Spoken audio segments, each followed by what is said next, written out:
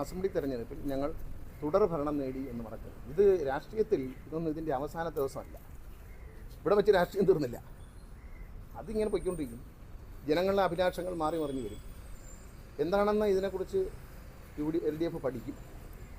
പഠിച്ചിട്ട് എന്തെങ്കിലും വീഴ്ചകൾ സംഭവിച്ചിട്ടുണ്ടെങ്കിൽ അത് തിരുത്തും. അതാണ് ഞങ്ങളുടെ ഒരു ശൈലി. അതുകൊണ്ട് ഇതിന് ഞങ്ങൾക്ക് ആകാംക്ഷയൊന്നുമില്ല. ജനാധിപത്യമാണ്.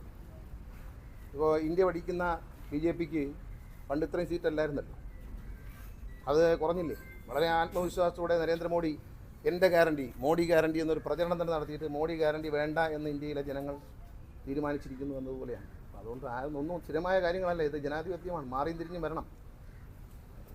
ഞങ്ങളുടെ സംഭവിച്ച പരാജയം കഴിഞ്ഞ തെരഞ്ഞെടുപ്പിലുണ്ടായിരുന്നു. ഈ തെരഞ്ഞെടുപ്പിൽ ജയിച്ച ആളുകൾക്ക് അത്രയും ഭൂരിപക്ഷമില്ല.